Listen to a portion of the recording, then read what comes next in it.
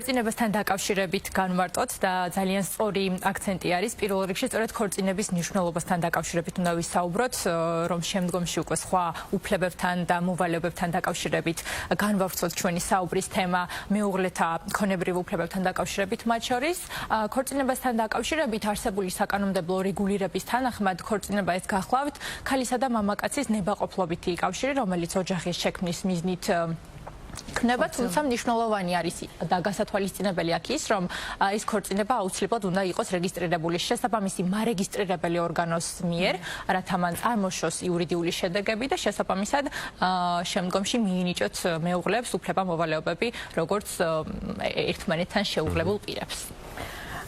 რა სახის ქონება ითვლება მეუღლეთა თანასაკუთრებად? პირველ რიგში უნდა აღინიშნოს ის, რომ მეუღლეებს ქორწინების შემდგომ წარმოეშვებათ თანაბარი პირადი და ქონებრივი უფლებები და ეკისრებათ თანაბარი მოვალეობები. სწორედ ამ დანაწესიდან და ამ თანაბარობის პრინციპიდან გამომდინარეობს შემდგომში ყველა ის ცალკეული რეგულირება, რომელიც მეუღლეთა უფლება-მოვალეობებს ეხებათ და არეგულირებს, განსაზღვრავს მათ ურთიერთობას.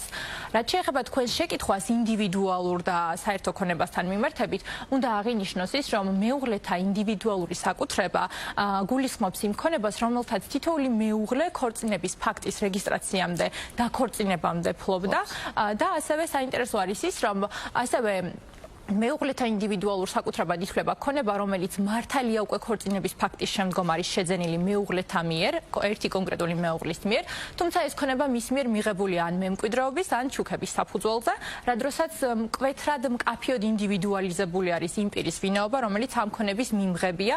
ასეთ შემთხვევაშიც კანონმდებლობა მიიჩნევს, რომ ეს ქონება არის კონკრეტული მეუღლის ინდივიდუალური საკუთრება, სხვა ყველა შემთხვევაში უკვე ქორწინების ფაქტის რეგისტრაციის შემდგომ ნებისმიერი ქონება, რომელსაც მეუღლეები შეიძენენ, არის მათი თანასაკუთრების რეჟიმში მოქცეული. დიახ, მე მაინც ძალიან მაინტერესებს ჩვენ ეთერს მიღმავს საუბრობდით. როგორ უნდა გაირჩეს, თქვათ, რა იყო ქორწინებამდე და რა ქორწინების შემდეგ. ნუ გავიგეთ, რომ აპირებს დაქორწინებას და თქვენ გამომდინარე. და მე განქორწინებას. ზუსტად აინტერესებს? არა, ხო, მაინტერესებს, იმიტომ რომ კანონი არეგულირებს, როგორც ხვდებით, თქვათ, რაც იყო ქორწინებამდე. ეს სრული უფლება იმ ინდივიდს რჩება და შემდეგ ქორწინების შემდეგ როგორ უნდა გაარჩიონ, თქვათ, თუ დაშორების ფაქტი დაფიქსირდა. მე უფრო ალბათ ის აინტერესებს გიორგის რეჟიმში აქცევს.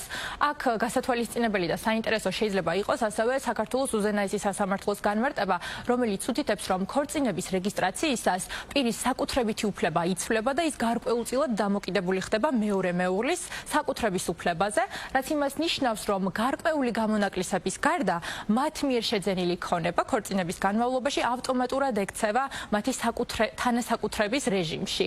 თუმცა აქ ასევე აღვნიშნეთ ისიც, რომ გარკვეული გამონაკლისები არსებობს ამ ზოგადი წესიდან, რომელიც მეუღლებს, რა თქმა უნდა, ურთიერთშეთანხმების საფუძველზე შეუძლიათ დაარეგულირონ და ზოგადი კანონისმიერი რეჟიმისაგან, ზოგადი მოწესრიგებისაგან განსხვავებული და მათზე მორგებული წესებით დაარეგულირონ, მათ შორის მათი ქონებრივი უფლებები.